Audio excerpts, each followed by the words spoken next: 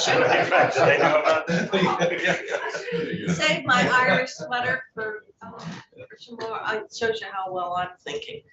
I hope you don't have 2 hours of presentation, Ross. As long as you would like, Senator, but yeah, we have a few things to cover. Already bored already? You just got here. Is that a statement about Ross or about public? Yeah. counsel? What do you? I confused. My you. attention span, 2 hours solid, 2 hours. You can imagine my reaction You when I never saw do that that 2 hours on the in agenda. appropriations? You never go for an hour or two or no? Not on one subject usually, or it's something that's very contentious and we have to take a look. But I suspect route performance isn't going to be right up We'll there. make it as short as we can. It's a pretty exciting topic. It is, Yes. yeah. Well, I agree that we should know Okay, how. we are live this morning at, even though there's a little unhappiness here. Good morning, everybody. This is Senate Transportation Committee, Thursday, March 16th. And we have on the agenda this morning, Public Transit Group Performance Report. We have Ross McDonald, Public Transit Program Manager, Agency of Transportation. And that, go right ahead. And, welcome. Thank you, Senator. Thank you for the time today. And we do have more than just the route performance report, just an update on general subjects facing the transit system. And we also have Dan to speak a little bit about our MTI, Transportation Demand Management Program. 1 second. Is that actually being shared? I can't tell. That's live. But no, it's not being shared though yet. Well, you're.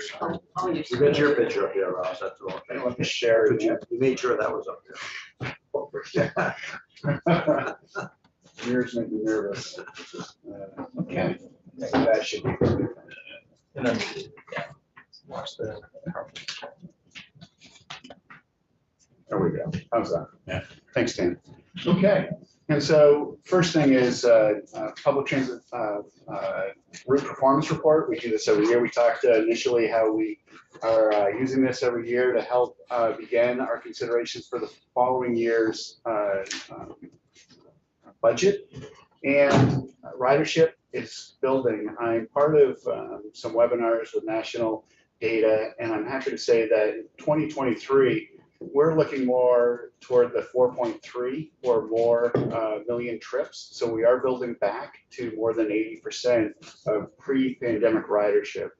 When we look at rail service, they're at 50, 60%. Many bus services are still trying to get to 70. But in Vermont, it seems we had the level of needs riders and people who've depended on the system a little bit more than our other areas in the country. And we hope to be back to around that 5 million mark in FY24. We'll look at some of the routes that are moving in the right direction as we move through. Operating costs, this was the big concern when we received this report. We had increased costs due to the fuel prices. We had some new driver union contracts. And our demand response services are included in here. That captures the Medicaid services. And so those 750,000 trips used quite a lot of regular infrastructure and drivers rather than the volunteers network, as we are continuing to try to build back to those volunteer driver numbers. And we have a campaign in place to build that back. Again, You get a discount on the diesel tax or anything, or, okay, you get reimbursed with tax, yes, as municipalities, they just can. like school buses. That's correct. Okay, so you buy at the pumps or whatever, and then you get your reimbursement. The rebate. Okay. Yeah. Diesel's been fluctuating, so at least it's down now considerably from what it was. Exactly, and that's all pointing to a return to normalcy. Right. And so as we're looking at this snapshot, it really was a confluence of bad conditions for us. So from when we originally received this report in December to now, we feel much better that the curve is bending back toward not to pre-COVID Labor costs levels. won't bend back, but they're gonna stay. No, Yeah. no, and we still are having issues with hiring drivers. Everybody, I don't care what field you're in, you're costing a lot more money. Even at the state levels. What would be your labor increase cost over the last couple of years? What would that figure be? 15 to 20%. Wow. Would be a Yeah. fair assessment. It's up to 30% in some areas where there's been some, new union activities coming online. The good news is those are now really competitive, paying jobs, but we're competing with Premier Coach at $31 an hour. And so you can get a feel for how that does increase our costs. But it's expensive at this point, but compared to 15 people on a bus with all those mobilities, we'll continue to try to meet the market where it is. The trip costs are, again, it's just starting to come down. These are costs per trip. So the more riders that are coming back on the system, the lower these costs will go, hoping to be less than $13, $12 in FY23 based on the first 5-6 months of data that we have. But this is something that really reflects. And by 2018 and 19, we had the fixed route services covering most of the efficient areas where we get a lot of riders in our vehicles and larger vehicles. And since 2018-19, we've been really expanding on the demand response services and looking at extending hours into more inefficient or higher cost services because those are the trip needs and gaps that remain in many respects.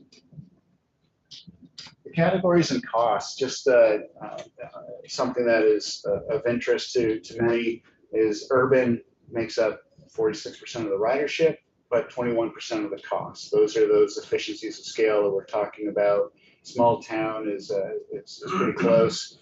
The big item is the demand response. 15% of our trips, taking 38% of our budget. And that is with up to 55-60% of those trips being conducted by volunteers. But those are long trips, one-offs.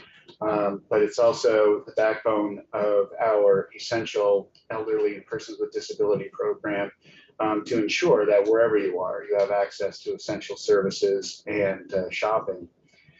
So as we look through here, intercity bus is 1% of our ridership, but that's an expensive vehicle running a lot of miles. The rest are just about a reflection of its ridership costs. How many electric buses are in the fleets now? Is that growing or? Yeah, well, the funds are growing.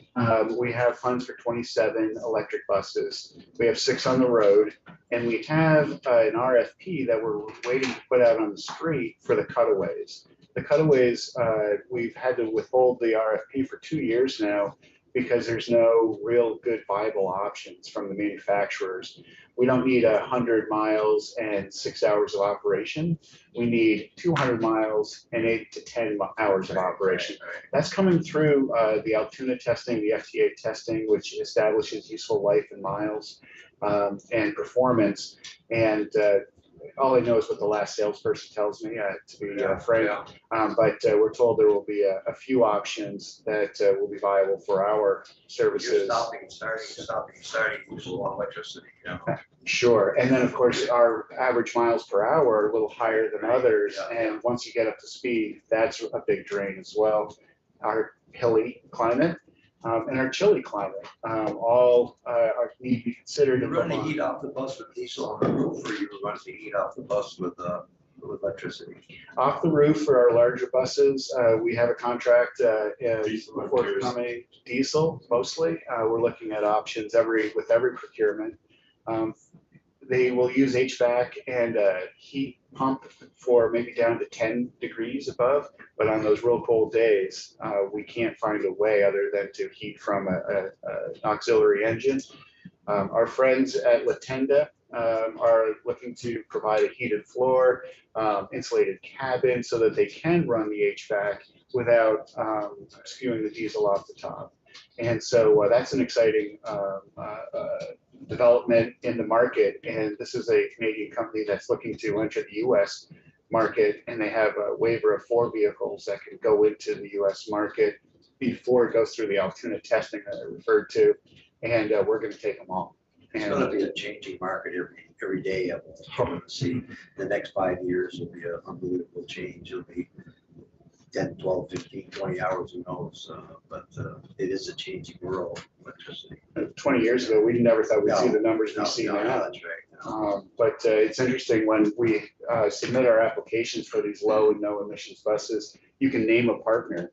But we choose not to name a partner because the dynamic industry is the partner today may not be the best partner in Tomorrow. 7 That's months. right, that's right. And so, but Gilligan and these other partners that we've had are moving in the right direction with the fits and starts you would expect. Category costs is something that represents these 30% increases overall. Demand response pre-COVID was around $24, and we were looking at that thinking, wow, how can we get those costs down? Rural commuter was closer to $18, $19. These per trip or per mile? These are per trips. Yep. And so statewide, you see the $14.96, and across the board, those are higher than they were pre-pandemic, with the commuter routes really because of the lack of ridership build back are higher than we'd like to see. They will be lower next year. We are getting more volunteers for demand response, getting more people on the bus. So those are all coming down. But if you were in a position like Dan and I looking at these numbers, we were very nervous a few months ago. Local share, because of the COVID relief funds that we use to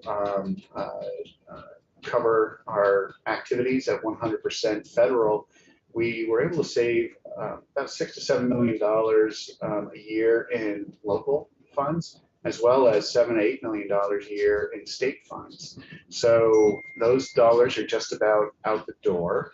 But as a result, we also hope that the local shares, and we know that the local shares have increased, local revenues and reserves have increased because the last couple of years they've been able to build up some of their accounts so that all of our providers have at least 2 months of operating reserves in their bank. Generally, we like to see 2 to 3 months, and some are over that. So we'll be able to work with our partners to cover more of our costs with local shares as we return back to that normal funding formula. Can you go back to the prior slide? On the demand response, that would be including the pilots here in Montpelier under demand response. It just seems like some of those E&D, or particularly the non-emergency Medicaid, are going to be very costly because those are one-offs and oftentimes in rural areas. I'm just wondering to what extent those services to that particular group of riders is distorting your 3773. Well, because the demand response is almost entirely for our E&D, our elderly and persons with disability Not the program. pilots at all, like in Montpelier? That's what I'm wondering, where. That's the only pilot that is in place that we are including in the demand response category. We'll look at that category a little bit later. You can see how it compares to the other demand response. One of the things that we could say is when we look at these categories, and I have some charts showing the differences around the state, the demand response is the one that probably has the most fluctuations between the lowest cost provider and the highest cost provider because of different areas where you're close to the hospital, like in Burlington or Bennington, versus Northeast Kingdom, where they're going down to Dartmouth or NVRH. So there's a lot of that to consider, and you'll be able to see the percentages of volunteers as a percentage of the trips provided. Many times that has a direct relation. I guess I was trying to separate out how much of it were those individuals to respond getting somebody to Dartmouth or whatever, which are going to be more costly than what would be the cost of ridership with the pilots. And so that's why I was asking what's in your 37. And one would expect those to be very expensive because those are oftentimes off-route, way off-route transports, and sometimes represent a fairly lengthy trip. And multiple, if somebody's in dialysis or in chemo treatments, those types of things. Yeah. Absolutely. And it's expensive, but it's again, it's worth it to get these folks to their. I'm not appointments. disputing the medical necessity of it. It's just, I was just thinking about how that distorts your statewide average. Mhm. That's what I'm thinking about. We could look at statewide with demand response, statewide without demand response. That would be useful to know because you can see it is wholly different than our fixed route services. And our microtransit pilot is on the low side of the demand response per trip cost, as we would expect, but not so much where it is close to that $11. The small town, which replaced those 3 small town routes with microtransit, it's about $14, $15 per trip. But again, ridership's building back. It's tough to compare apples to apples when we changed mid-pandemic. And what percent of ridership? Well, those are the costs. Oh, it'd be interesting to, and did you have a graph that actually showed the percentage of ridership for each of those categories? Yes. Yeah, earlier, yeah. So Demand responses.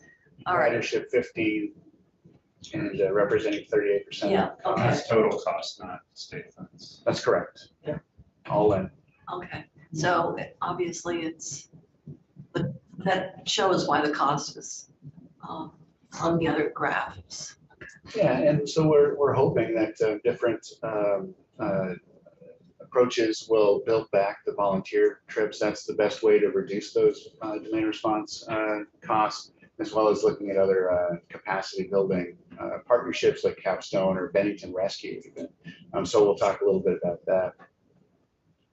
The trip mode and purpose on those E&D trips, 59% were provided with a volunteer driver. That used to be well over 60%, drives costs up. And it also puts more pressure on our van and bus services and our drivers. And so those drivers that would be used for fixed routes are now, doing more of these demand response trips. But we are covering the overwhelming majority of the demand as we had previously. There's been an uptick in denials or cancellations, but we are seeing those move in the right direction as well. And we've been tracking those on a monthly basis this year pretty closely. Why are you,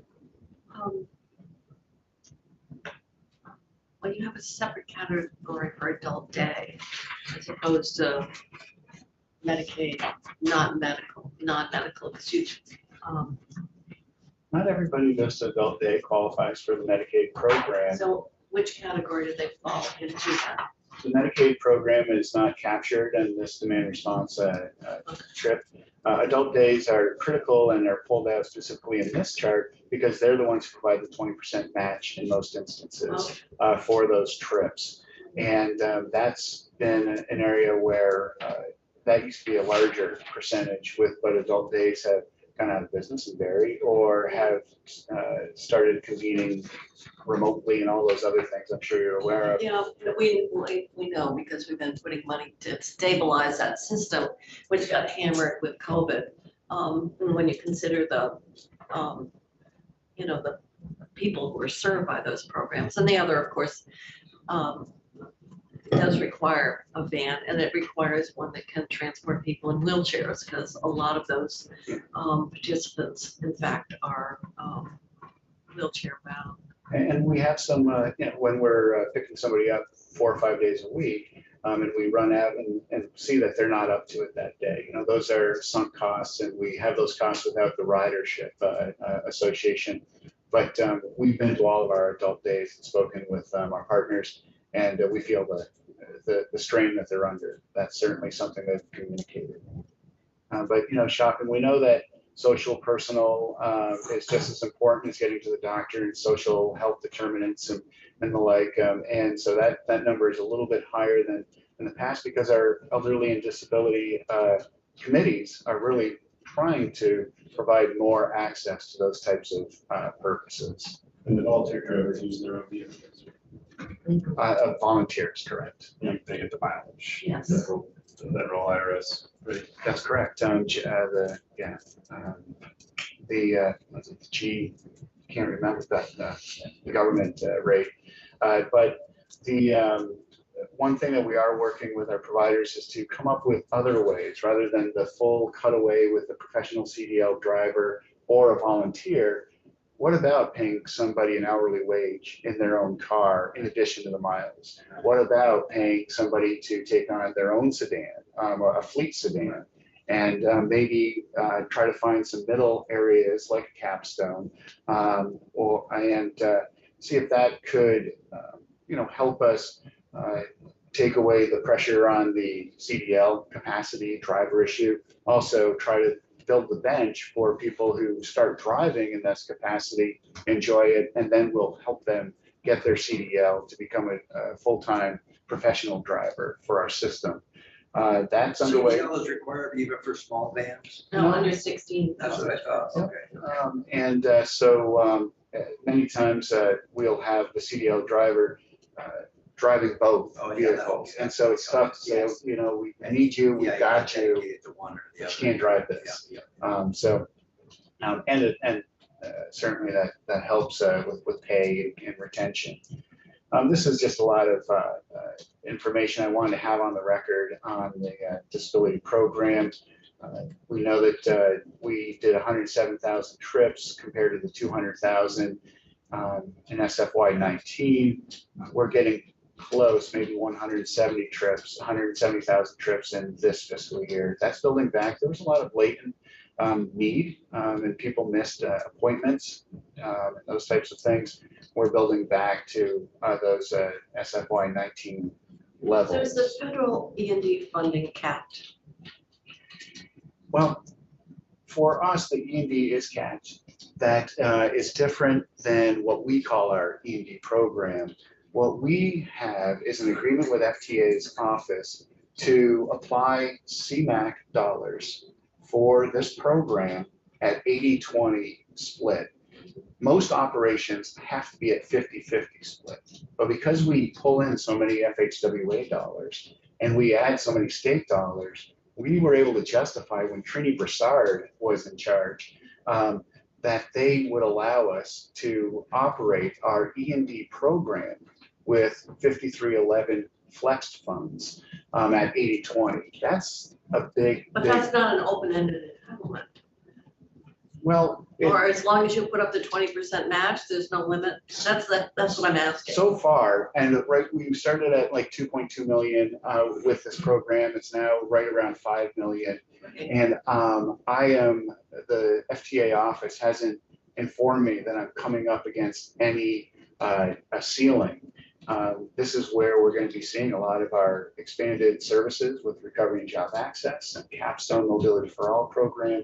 But right now, I have in writing just last year from the FTA their acknowledgement and understanding of how we call our E&D program. When we get our elderly and persons with disability funds, 5310 funds, we generally buy vehicles with those, and then use those for our full services, and then that's a couple $100,000 a year, which is what most states have for these types of services. We have almost a $5 million demand response program. So I get a lot of calls from around the country. How'd that happen? How'd you get there? I talk about the flex, and they say, well, we'll never do that. And then the Medicaid is about 15 on top of that. That's correct. Yeah, exactly. So we'll be going through some charts real quick, but we do establish successful and acceptable standards based on the peer group. We used to look at other states, but that really was skewing the numbers a little bit differently than we had expected. So now we just look at our in-state providers using the same funding formulas and vehicles and approaches. And you have underperforming transit services. Any services that were canceled or cut was outside of was due to the pandemic and not due to us looking at these numbers and stating like, wow, what are we going to do about, our GMT Urban Williston, and what's the Board of Commissioners there looking to do? When we looked at these first-time routes that did not meet the acceptable thresholds, we see the Jalen Shuttle, for example, building back ridership. So we expect that to come back in to the acceptable thresholds. The Burke Shuttle is something to help mitigate the traffic with Kingdom Trails primarily. It started just about when we were hitting the pandemic. We're going to start this year and see if that becomes more meaningful, and you'll see the costs and why we need to address all of these underperforming routes. If costs are going up 30% and we haven't made any cuts because of performance, this is the year that we really need to right size and react to the market changes and the changes in demand. I'm surprised Route 2, is that because of COVID and so many fewer employees, a lot of remote work? I mean, because that used to be a fairly well subscribed route. Yeah, there's two Route 2s. When a few years ago, GMT took their leg of the Route 2 and it went over to RCT. So RCT is doing the full Route 2. GMT's US 2 commuter is a midday run to the Plainfield Health Department. And so it's a short truncated, piece. It's not the full, that's not what I'm thinking of. Exactly. The US, Redid that to RCT. yeah, along with a few other routes, and and that's really helped us save some money when we look at. You'll see the hourly costs and transit rates coming up. Looking at the urban, you see Williston and the airport are something that we're asking GMT to take a look at, and it's those numbers are all generally about $1 or $2 higher than they were pre-pandemic. So that one of those was 9 years above the acceptable level. So 7 years. if you have this demarcation and then you can go over for 7 years, does that take away the value of that? What does it mean? Why are we continuing to Yeah. do Well, it, I guess? we're coordinators, not regulators. And I would also say that there's been several attempts, like, okay, we're going to market better. We're going to get more local funds from the businesses in Williston. We are now conducting a feasibility study for microtransit in that area. Are we better off, moving to a microtransit service rather than this? But generally speaking, the urban's different than the rural, right? We defer more to the Board of Commissioners and its own authority. We do put a little more pressure on our rural folks, and but it's when you start service and you cut, we have to make sure that we have expended every effort, because once it's gone, we are, even if it's the two people who are taking the 14-15 commuter, that's stressful and tough, and it means that we won't be able to grow along that corridor. And for 10 years, I was told, wow, we really need something up, Route 15 and 14. So it's disappointing, and we do spend a year to try to get these back. Good example here, small town costs, that CMAC yellow and advanced transit, that was an extension of the orange line, and they wanted to build into the weekends and the evenings, and with their most successful line, and it didn't really resonate. And so they're going to pull that for FY24, saves us $120,000 in operations. And now the next thing is, most providers say, well, can we use that for this now? That's all part of the grant negotiations. But at this point, I've been in contact with Advanced Transit, and that's going to be going away. And it was a viable test. Advanced Transit's wondering, should we go to a microtransit service in the evenings and the weekends for their college and the hospital shift work? So that's something to consider. The second page of small town costs. Again, the Jalen Shuttle was never outside of acceptable, and we don't expect it to be again. And we'll see where that goes. TBT Middlebury will be replaced by microtransit by this time next year. And we think that may be more responsive to the people who would access mobility services in that town. The Brattleboro service is really is a success story with the Fare Free discussion, where they are providing more trips than pre-pandemic. One of a few trips that have reached over 100% pre-pandemic ridership. They adjusted the route a little bit, but it is nice to see a 20-30% increase in ridership. Not all attributable to fares, of course, but that is something that I wanted to point out, which is Brattleboro is doing much better than in the past, with more rides, more individual riders. All gonna be convenient for them, I guess, that's what. Convenience It's is always because if you go to work at 9 o'clock in the morning or 8 o'clock, or you gotta figure out, that would be the key, I think. It's gonna be. It's not cost as much as convenience. Convenience, That's that's what right. our consultant Steve Bobble will say, is that it's always how much can you make it as convenient, not, can you save a few dollars on each trip. So that's why we have Wi-Fi on all our buses. It's why we have the transit app. How can we make the experience, a little bit better and easier to access? Rural, the Fare Free does come into play because it's just a different system than you have in the city, where if you're there, it's on you to learn the system and you have full robust service, as opposed to one or two routes that may be coming through your town. I'm trying to get Senator Kitchell to take the bus, from Danville over here. Probably gonna have to sooner or later, that car's not lasting long. I'll hitch a ride. I've been carpooling, but I can't because I get car sick. And they have the cutaways and you look into the roof, and I was car sick before I got past Vermont College in Montpelier. By the time I got to Marshfield, I got out and put my head in a snowbank. It was not a pleasant ride, and so Yeah, you got a car, do you get sick? I will in a back seat. Go in the Yeah, back seat. I will. One of the I most- never begged to go anywhere as a kid because I, suffered so, but, or if you can't, I need to sit in front as well, so, either. Anyways, are very fancy. I share that experience with taking the US 2 up to Danville and then driving down to Peacham. By the time I get off, it was always about 40 minutes to kind of settle down the seasickness.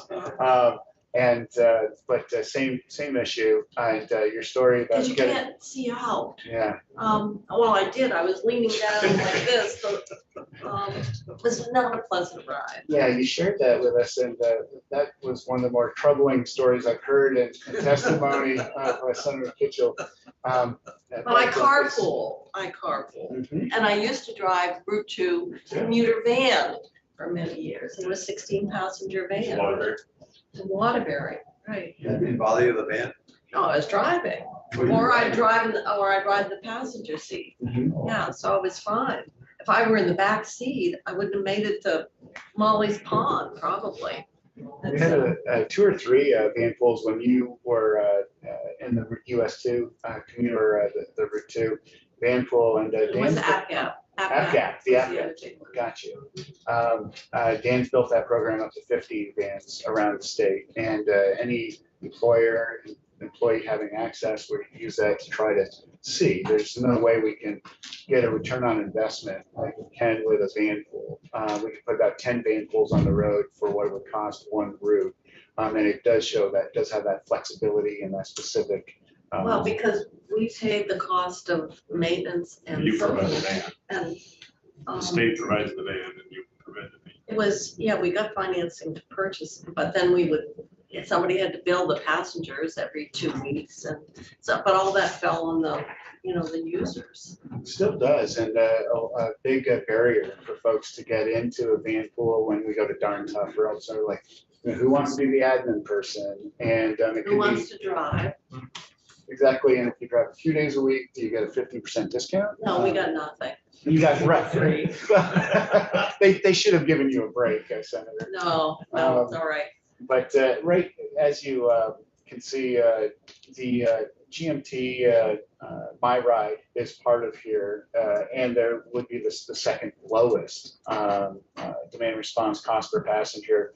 But again, we're hoping with the third van coming online, ridership increasing, those costs will go down. The gray dots are the percentage of volunteer drivers, and the higher that is, the better it is. So And the blind and visually impaired is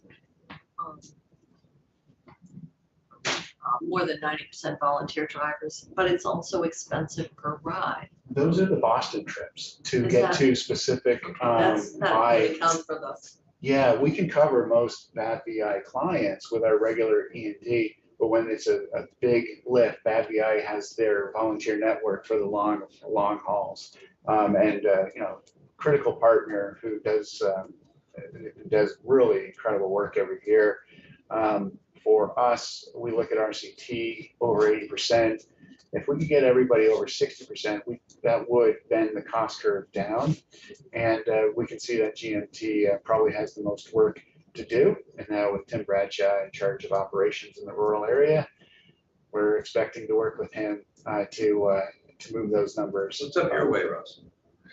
RCT, RCT. Where does AT operate?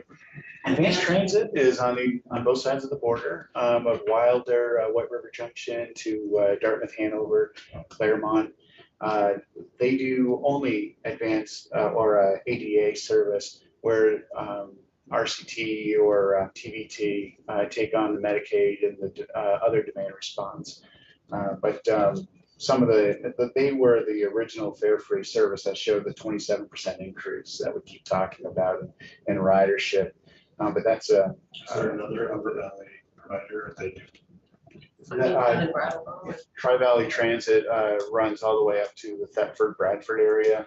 And then really starting in the Wells River, Peacham area is all the way up through Canaan is RC2. They also have Lamoille. It's a big region. RCT. RCT has all of Northeast Kingdom plus a bit of Orange Part of Washington. and Meter comes in Washington. And we've moved more routes from GMT to RCT. They're a lower cost provider. And we also wanted to build up their fixed route services for just better capacity and maybe more folks on the bench to help out with any growth and maintaining service. So they still have the Route 14 that comes down to East Montpelier. Not for long, I'm afraid. Yeah. They were thinking that maybe that would change, and it's unfortunate because my financial manager is on that bus and one of two people, Yeah. and it can't last, and it's really unfortunate. But they are, like a carpool. yeah, exactly. So how about a carpool? How about the van pool? And I've been doing this, years and years. They were wondering if it's best to redirect those funds from a Hardwick over to a Johnson Hardwick to the St. Johnsbury area. And that's been discussed, from time to time. I'm not convinced. I think a couple van pools to serve specific employers may serve that area and just as well. But we'll work with RCT as they go through their new start application on that. Tourism is our biggest bang for the buck. Those have been fare-free pre-pandemic. Generally, 20% or more is covered by resorts and businesses like Dartmouth Hitchcock and others. But that, like I mentioned, that VERC got our attention after speaking with several folks. We think we can let this go. It's not a large expense. It's one vehicle a few days a week. And we know we've been to Kingdom Trails. They need some help, and maybe with some marketing and more folks coming down across the border now who are used to transit, maybe that makes it more meaningful. This is Who do totally. we talk to as legislators in our communities to, express that we need to do better with that? How do we help? I think through RCT's board, Caleb, who you met with, he is fully aware, and then we rely on the providers to have that partnership with the businesses and the community to ensure that the outreach is complete. Wildflower Inn, they need to have brochures up and down the public house, all of those places. And it really was just kind of a perfect storm. But we'll give it one more year and see where that looks like. And this will be the first full year where we really should get a good estimate of what it can mean. Because all of those businesses on something like that right there, I mean, the graph is just disturbing, and to be honest with you, but you don't seem to be as concerned about it, which is even more reassuring. But when you have all those businesses up there where the effort's being made to get the people to them, I think the advocacy should become for the businesses that are getting served. And so, yeah, I think I'm going to spend a little time down there talking about RCT. It can only help, and I appreciate the support. How much of it is driven, you mentioned Kingdom Trails, but obviously Burke Mountain, during ski season, there'd be a lot of employees. I know Jay did have a bus, I mean, picking up people, of employees to work there. Was that seasonal just during the biking season? I believe so, and with Of our. course, now with riding fat bikes on these trails all the time. It's interesting to see so many bikes in the back with our son with St. J Alpine. I was up at Burke most every day, and I didn't see the traffic and the choke point right there in East Burke that you do with all the bikes getting in and out and stopping there. It's more of a throughway, but we'll see where this service goes.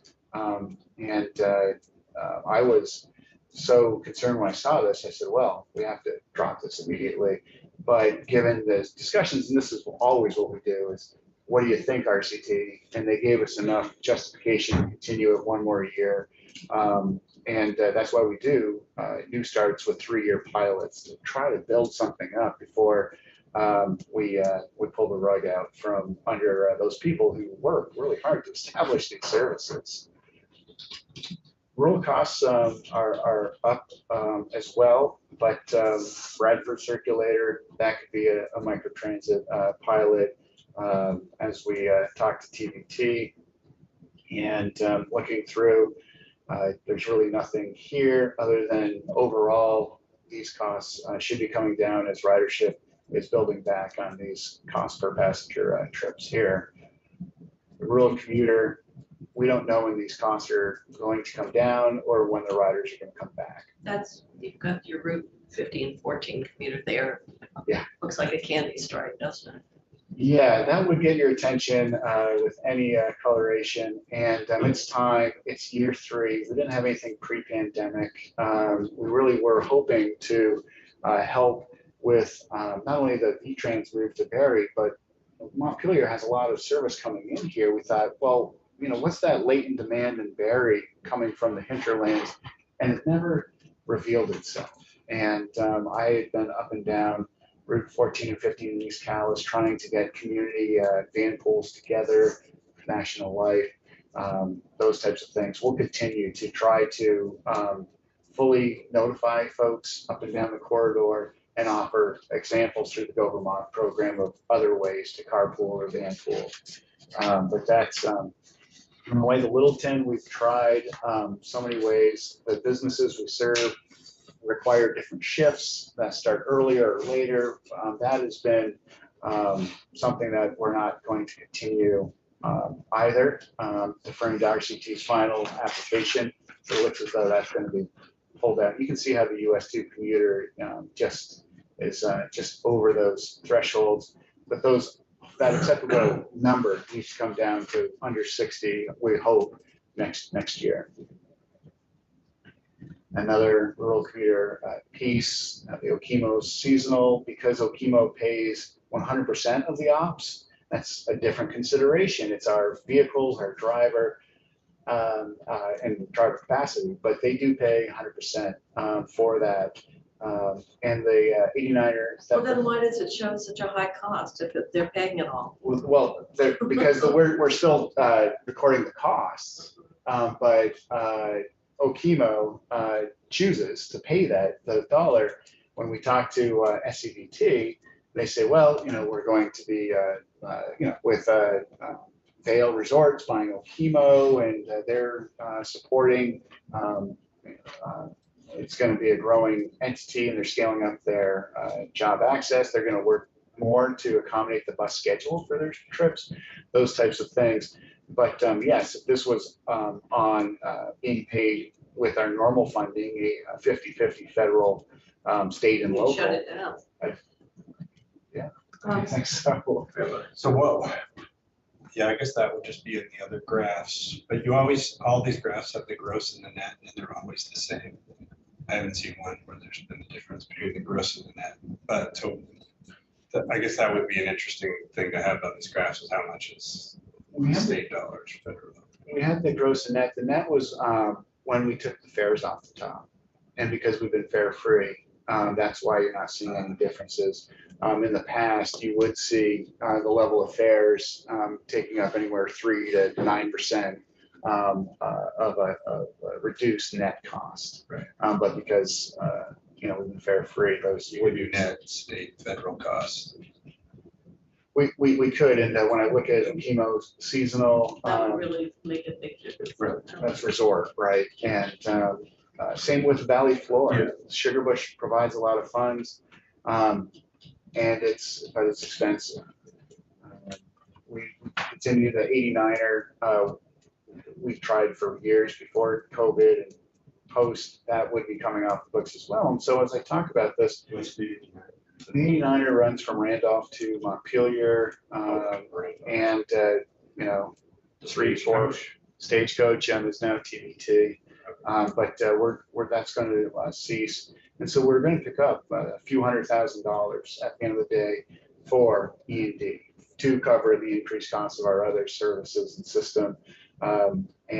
It's time. We really hadn't done too much as we were getting through COVID. Did the link things that were cut get reestablished? Not entirely. And One of them, the 3 o'clock. that's right. That's right. And we're receiving requests of more integration with Waterbury, not have so many express that don't come off the route to Waterbury. GMT is considering that as well. Ridership's coming back a little bit, but right now they do have enough runs to scale up or pull back as necessary. They were coming here 8 times, to and back, to and from. So that was one of the routes that's been hit the hardest, cost of passenger increases. Could you go from here to Stowe, Montclair to Stowe, skiing? Yeah, Okay. you can take the bus over to Waterbury and then the Waterbury 100, Route 100. Yep. And intercity cost, another What surprise. cities are we in? The Burlington, Burlington. all the way from Colchester to Burlington to Bennington. Oh, Running along Route 7. We used to have 3 routes, Route 4, Route 7, and then the Manchester Bennington connector.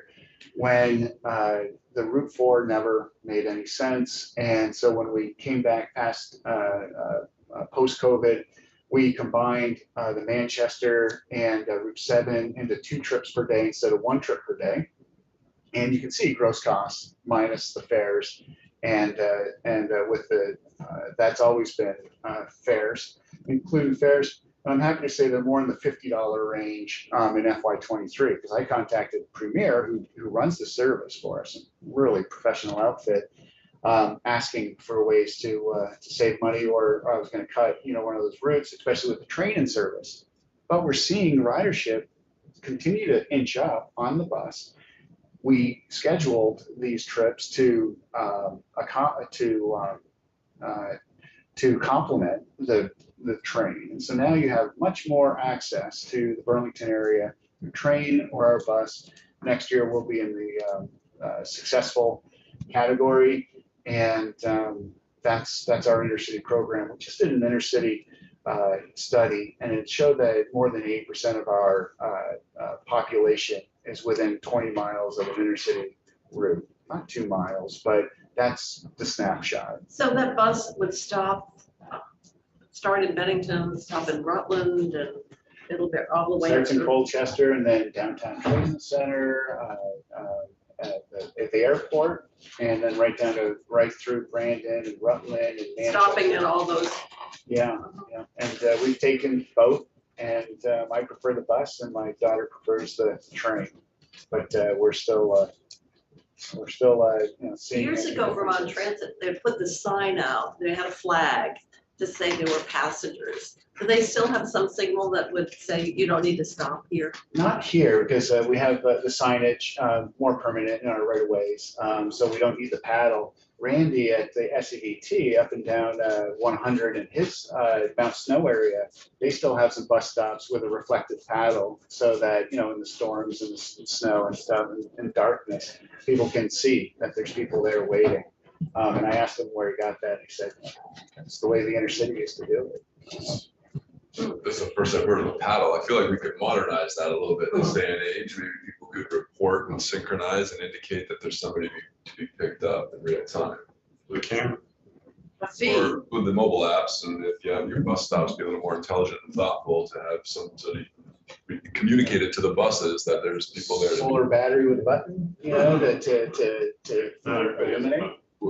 That gets me back to the earlier point the chair made. If I could say so you talked about the getting people to want to take the bus, and I'm a broken record on these things, but if we really want to improve all these numbers, we got to fill the bus. We got to get people to choose to take the bus. We got to increase ridership. And in my experience with public transportation, one of the key things that I think you circled on is amenity-oriented bus stops. We need to be more thoughtful in our design. I really hope that both V-Trans and GMT is talking to like the U-Mall so that we have a public transit hub, because it's the U-Mall when there's a warm, closed environment where people can spend 15, 20, 30 minutes getting errands done. They're going to be more inclined to spend the time to take public transportation.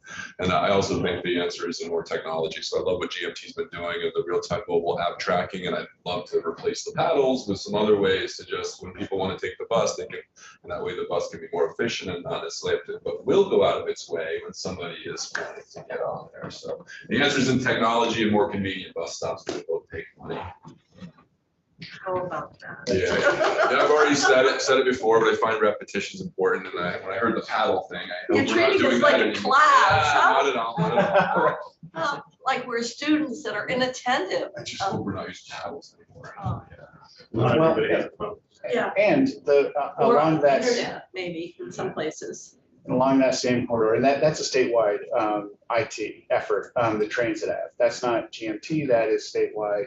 The Go Vermont Trip Planner, statewide access and information.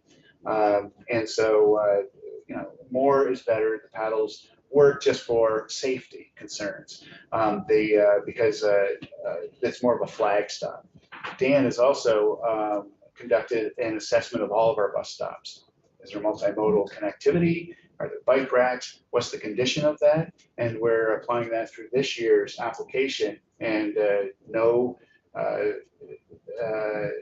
shelters that are less than fair condition, and all shelters need to have posted the end monthly checks to ensure that everything is posted in terms of intermodal connectivity, all the routes, contact information.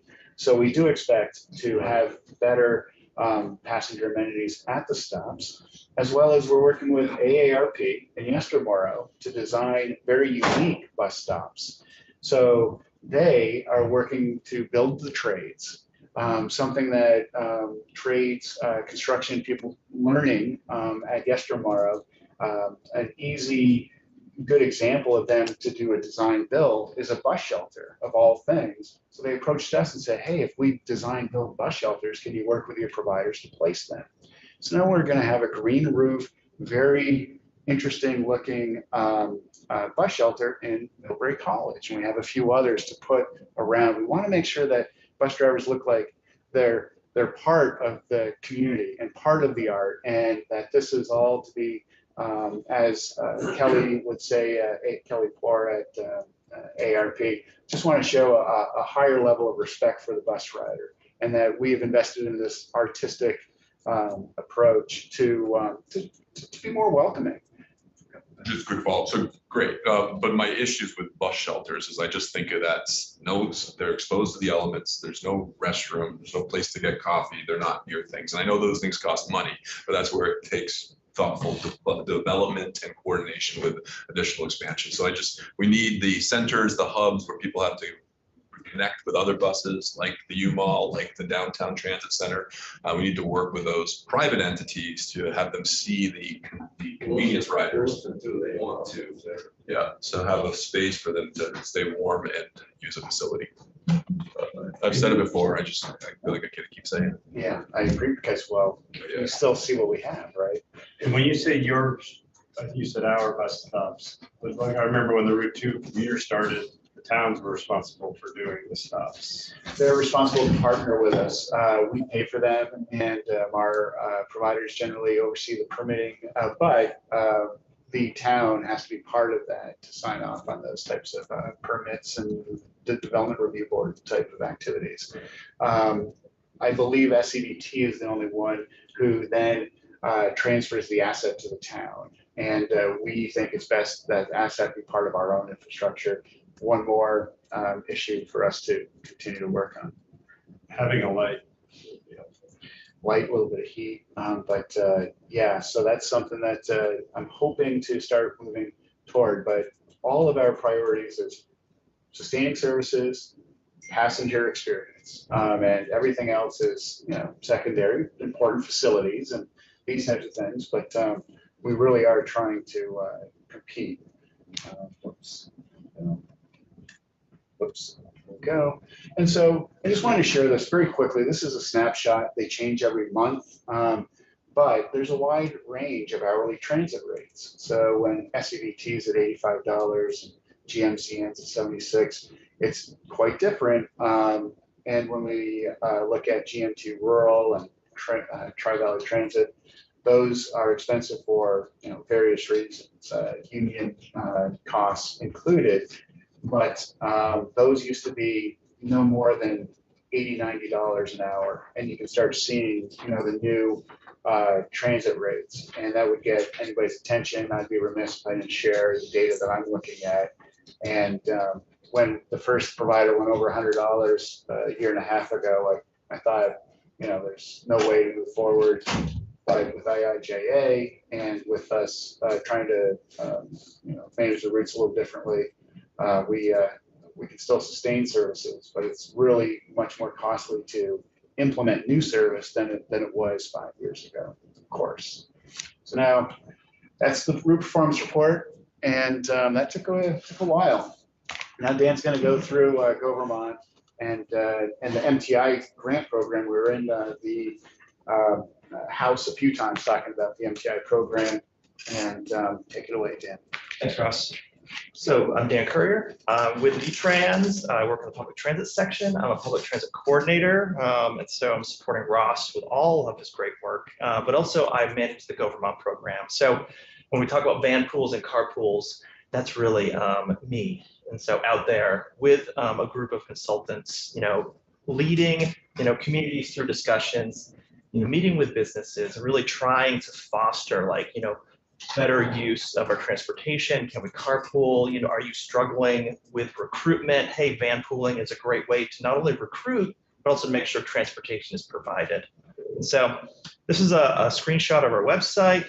We really try to be a one-stop resource, where you can go to find, the bus information. You can find matches for carpools. You can see all the van pools that are operating. So along with a lot of other things, so if you want to bike, we've got resources on biking. If you want to find out about the car share in Burlington, we've got links for that as well. And so just trying to bring everything together. And so,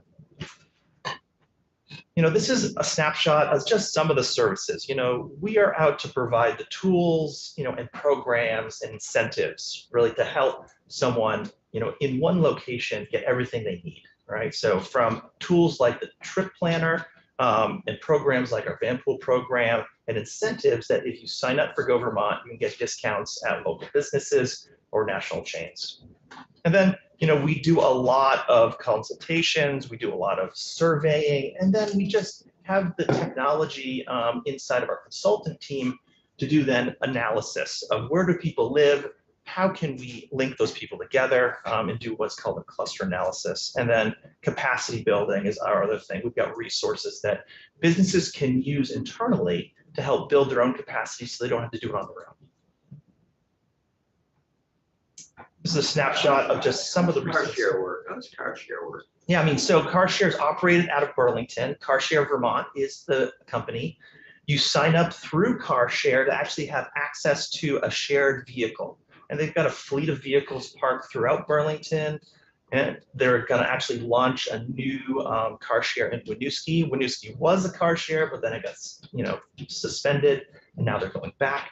But through the CarShare program, you basically have an app on your phone, or you can call into their office to get access to the vehicle for the trip you need, and then you bring the car back, and Like then rent a someone car. else comes in. It's like renting a car, sort of, You but pay so much a mile or you something. do, you right? pay so much of miles, and then you also get access to, there's a membership fee. They do have a great program that if you're new and you have qualify as low income, you actually get the membership for free, and all you have to do is pay a reduced rate on the miles that you drive. And so there's a bunch of programs that CarShare has. And so as Is that well, a profit for profit, or is that, it is. so it's Yeah. private enterprise that owns it? Yeah, exactly. And Go Vermont through the MTI grant program, that's the Mobility and Transportation Innovation Program, has supported CarShare, both to do expansions like in Winooski, or just to support, a new venture like bringing a CarShare vehicle to a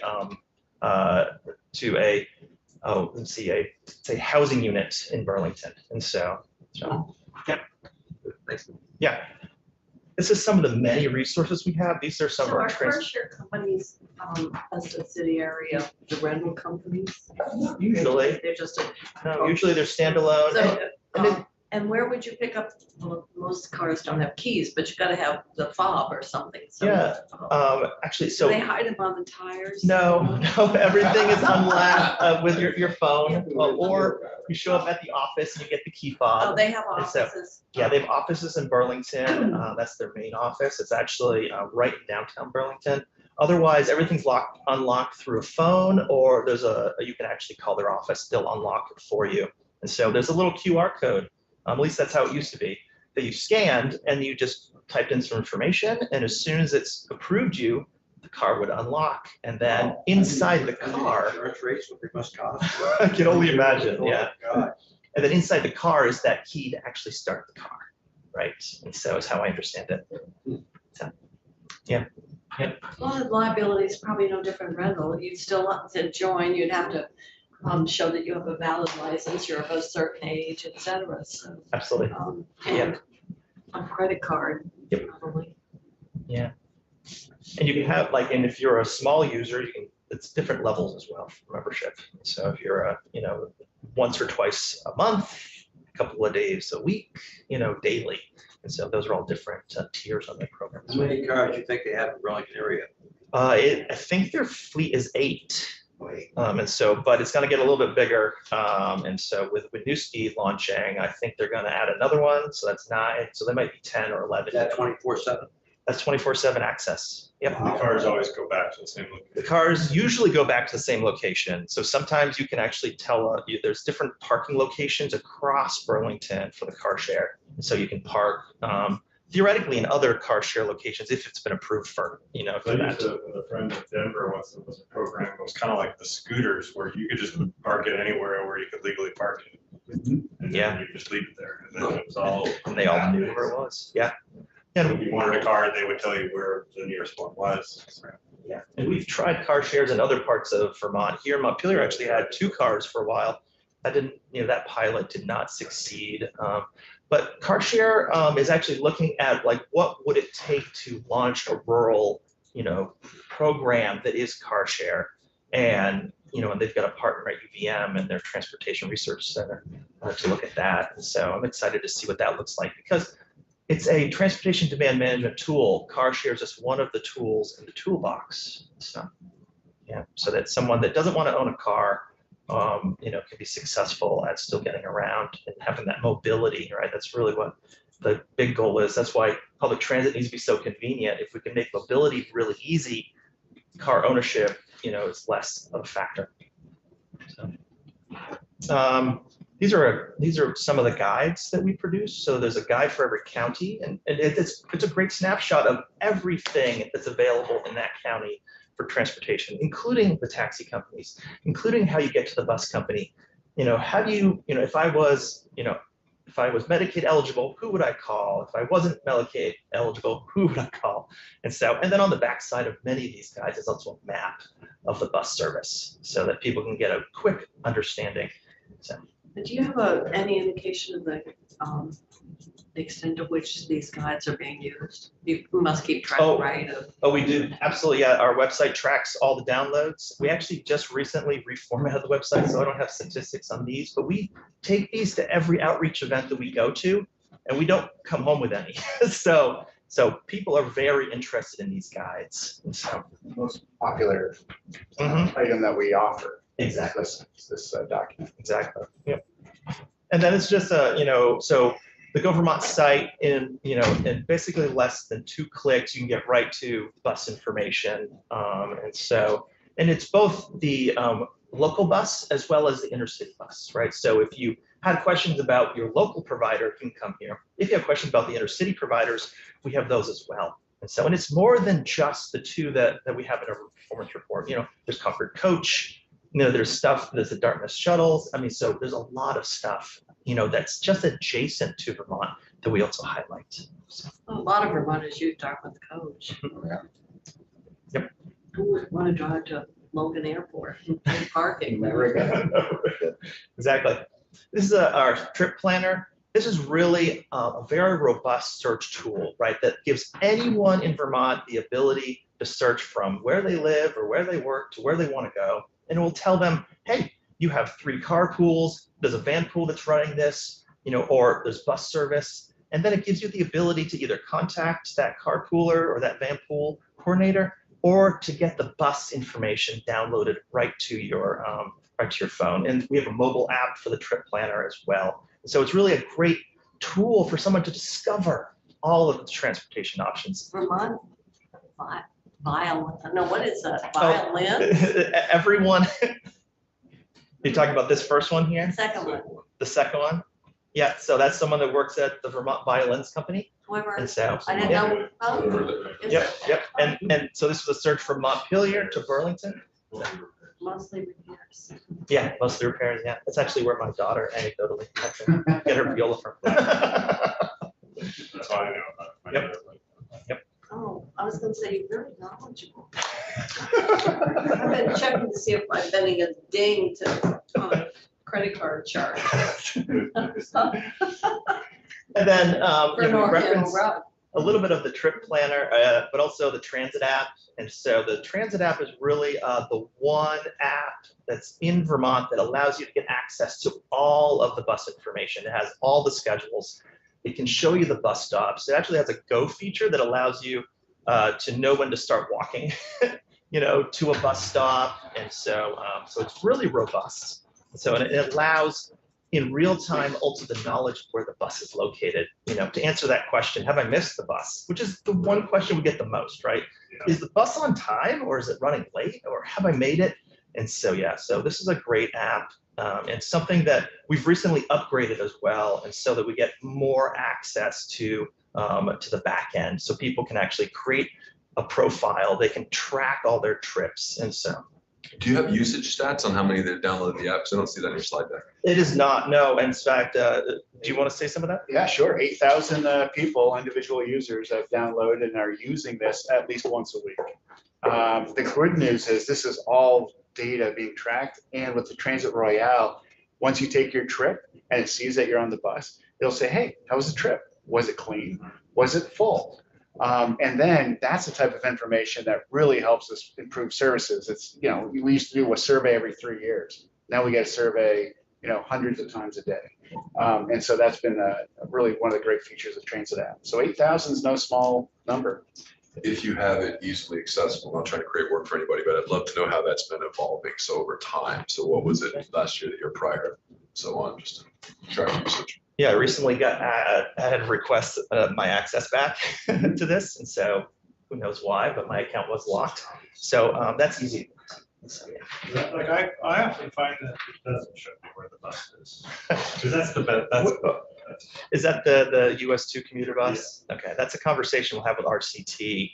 The bus has to be attached to the route and have their automatic vehicle location system active. So I wonder if there's something wrong with that particular bus. And so because if you get on the city commuter here in Montpelier to get to Barry, it for sure shows the bus in real time. And so, Try that one, Andy. Maybe because I'm on the US too, but I assume they know whether.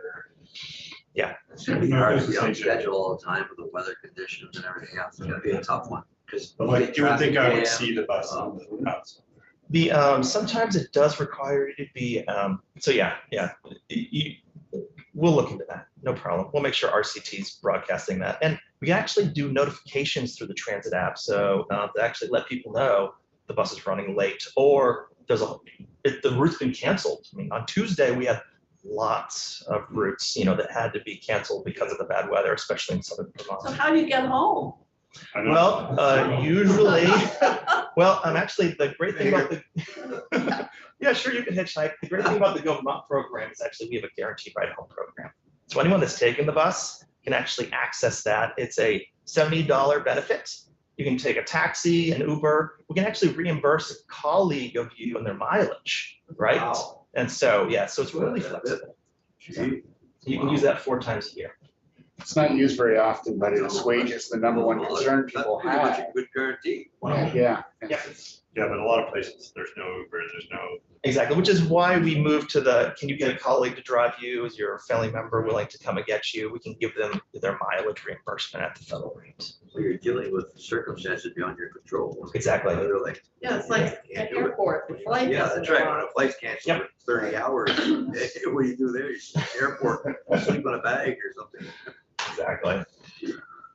And then we have lots of statistics. The Go Vermont tracks all the usage. We have number of trips, the VMT reduction, greenhouse gas calculations. And and then all the money that we've saved over time. And this is just for 2022. So I downloaded this report for the Calories burned. Calories burned if you walk or bike, absolutely.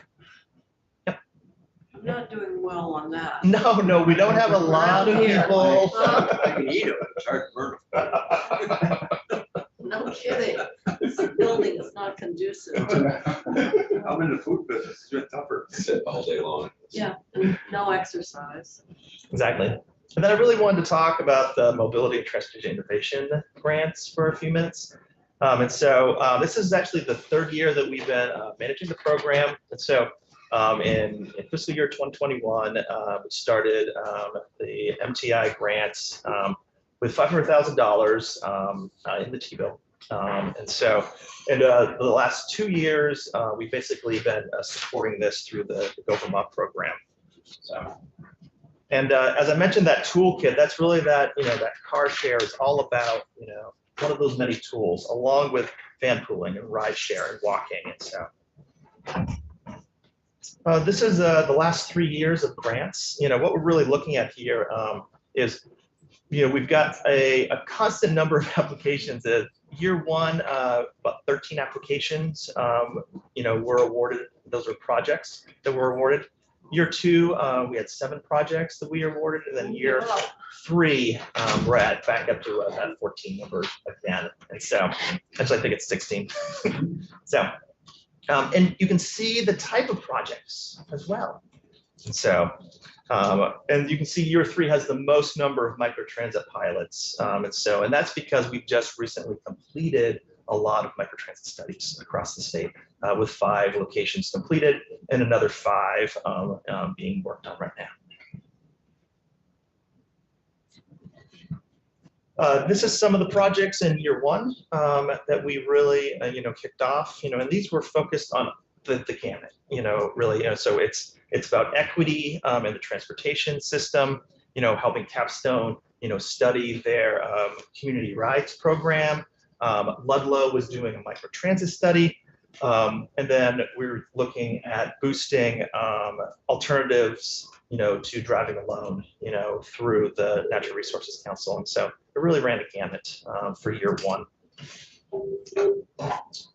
And year 2 was, we have a bit of more program support, in here. Again, Capstone getting a grant to continue their equity program look. We were studying, a new ride, service for Laurel County. How can we replace, or even, boost some ridership there. And then VEIC, that's the Vermont Energy Investment Corporation, they've been looking at what rural transit would look like. And what a future model of rural transit might be, where you have school kids that get on the public transit bus as opposed to having a school bus and a public transit bus both going the same direction, at the same times or very close times. Here's some of the numbers for the first 2 years of the program. And so every grant has metrics that they track. And so for this particular, we looked at engagement, we looked at VMT reductions, the number of electric bikes we purchased, and then some CO2 reductions. And so really just trying to help us understand, and as we have built this grant program, what's the benefits of it? And so you can see in year 1 and 2, a lot of engagement occurred. And so year 1, we had a lot of VMT reduction, year 2, not as much. And then electric bikes, that first year of electric bikes was a lot because there was a bike share program, Green Rides, actually in Burlington, that we helped support. And so where they had 200 electric bikes come to the market. And then you can look at the greenhouse gas reductions. And so, and some equivalency there, for year 1, the CO2 reductions is equivalent to like 3 million cell phones, having to be charged at one time, being taken from out of the environment.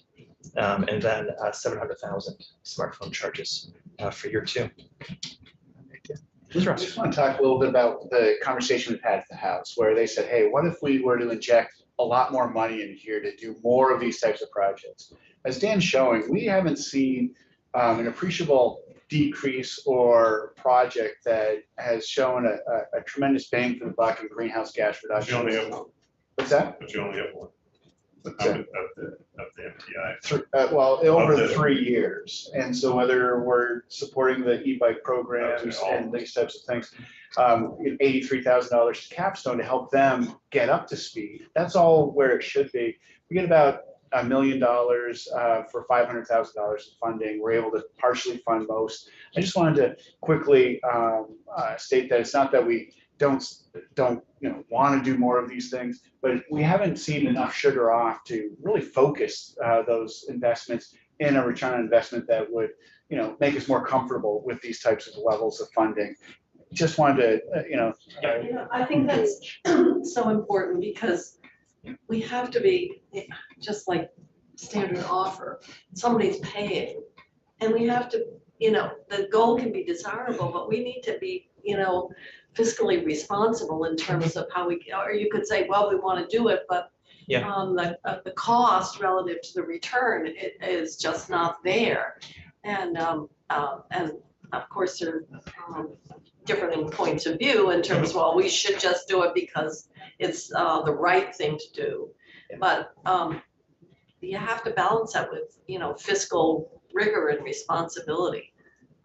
There's the money where it's most effective, so. Well, we have that debate with electric rates and the extent to which you subsidize, because ultimately the ratepayers are going to be the entity that picks up the cost. And so how to make those incentives at the right level, but not so extraordinarily generous that in fact they're not giving you any appreciable, return. And so I think, in our desire to make progress, we've got to always keep that in mind. And that is how we invest most strategically and where are we getting the return.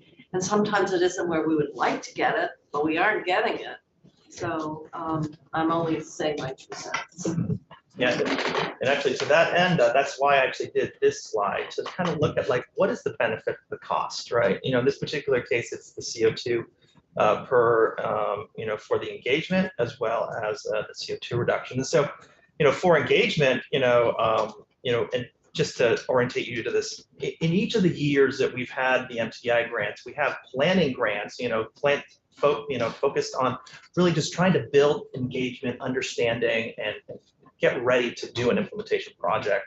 And then we actually have implementation projects. And so For year 1, year 2, and year 3, you can see the breakdown of the awarded costs for each of those. And I've put in a cost benefit for each of those based on the engagement for the planning and the implementation projects. And then that CO2 reduction, just, there's no real CO2 reduction out of planning, and so that's only the building, the framework for the implementation. So, and then at the bottom, I put in the GoVermont program for 2022, and what we see for the individual costs for our program, and that's in the engagement costs as well as the CO2 reduction. So Calculate the CO2 reduction. So the trip those are all actually calculated, at least for the GoVermont program, is calculated right on our tool. That was that chart that I showed, and so that's a software vendor that's doing that for us. And so it uses the app to count that. Exactly. You don't know what's going to go Vermont. In this case for the GoVermont, it's definitely GoVermont. It's all Go because they use the app and they recorded their mileage that they took their green trip for. That's what we call it, whether it's a carpool or bus ride, or maybe they teleworked, and so because that's another option. They could have done it anyway. I mean, they use the Go Vermont app because it has a good trip thing, but they don't have a car. So they're gonna take the bus anyway. And then we have the metrics that each of the projects have, each of the grant awardees is providing to us, and so they are recording that for us, and so, yeah. And then in year 3, you can kind of see, where we're going. What's this departments, agencies ask for MTI budget for 24? Or is that part of your? Yeah, it's actually here. And so we moved our entire MTI program to one website right through the public transit section. And so all this information is available through there. In fiscal year 24, we budgeted through the GoVermont program $500,000 for the MTI program. And that matches really well to past years, as well as the amount of applications that we're seeing that seem to be really valuable to fund. And so. And first year was T funds, state funds. Second year, we incorporated MTI into the GoVermont program so that we could apply federal funds for those, understanding the pressures on state funds. So that's, I just wanted to make that clear. That's it. Okay. So we're just, when Costa asked me, what would you like to share with the Senate? I added a bunch of things and he asked me to cover a few items. One. Costa's getting us people, but he never comes in anymore. Yeah. He's just sending everybody out. Yeah, he's the puppet master and a tremendous resource. But Ross, how much longer you got? We'll take a break. 5 minutes. Okay. Rated services. This is how our regional providers provide NEMT or Medicaid trips and our demand response trips. There's every couple of years we work with the Department of Vermont Health Access to maintain that rated service rather than to go out on the street and get a third-party provider. We really try to impart the value of having a one-click, one-call resource for our clients, whether you're a Medicaid, elderly, person with disability. All of those trips are coordinated on the same software, using the same transit system and vehicles and professional drivers. AHS and DEVA benefit because they're tapping into a system that has federal oversight, our own management reviews. We pay for the software, we pay for the vehicles, most of the training needs. That's a big benefit, for AHS as well. Just talking about the value of rated services. I abbreviate that term and wheelhouse and space. I love all this jargon that has top space in the space. Oh, in this, yeah. I hear that all the time too. Yeah. That's the new term. I just want you to keep And so while We AHS, don't orient anymore, or orientate, as Vermonters say. You onboard. What? The new employees are on. Yeah. Well, that's a public transportation. Chair. Yeah. Look at Russ over there. He's selling houses over there. Yeah. and so just trying to show the value of working with AHS and keeping these systems rated. you get it, and I wanted to make sure that we state it and it's in the I record. got it probably before you were born. Graded services was coined by, I believe, Senator Kitchell, and I do need to make the point that Senator Kitchell, for the first time in 17 or 20 years, will not be on the Transit Advisory Committee. And so I will be starting today's meeting recognizing your activities and all your Witness your, contributions. No, Senator Harrison wanted to be on. She's very interested. And she's on, I believe you said the team board. She is. And so I relinquished my, She's gunning for that position on the snowmobile. yeah, well, that's next. I'm gonna get the food on that too. Oh, no. You must have gave it up because we would take you off. I was asked if I, and I defer to her interest and, but I'm here. Yeah. And let me tell you, anything to do with public transit, anything to do with Medicaid will still come to me, I'm very sure. But it's nice to have a new perspective and great she wanted to serve. It's just kind of building our network of advocacy and support. And Wendy or Senator Harrison calls me every week. And so she's very much involved with this. E-buses, we have 27. Oh, I couldn't have done that. No. Nor would you have wanted me to. Well, I don't know. That would have been interesting. Yeah, I'm sure. Interesting. Yeah. Yeah, that's a nice way Right. to say it. Yeah, right. Another one of those words? Choices language. Oh, In my space, I enjoy talking to all stakeholders. Microtransit updates, just want to let you know, we've got 5 coming online in addition to Montpelier. Senator Welch was over with us in Montpelier or Morrisville last week. We will see what this means, but it's not going to be the silver bullet that I think some people think it will be. It'll be maybe a more convenient option for more people. But that is the microtransit updates. And thanks again for the time and for everything you're doing for the program. I just, Space for us. yeah, and it's, yes. And what? This space. For making space for us. I'm I'm learning that. I use it ready. I gotta Yeah, take the class. in this space. You folks Julie all do Moore a good uses job it. presenting. Thank you very much. Appreciate it. As always.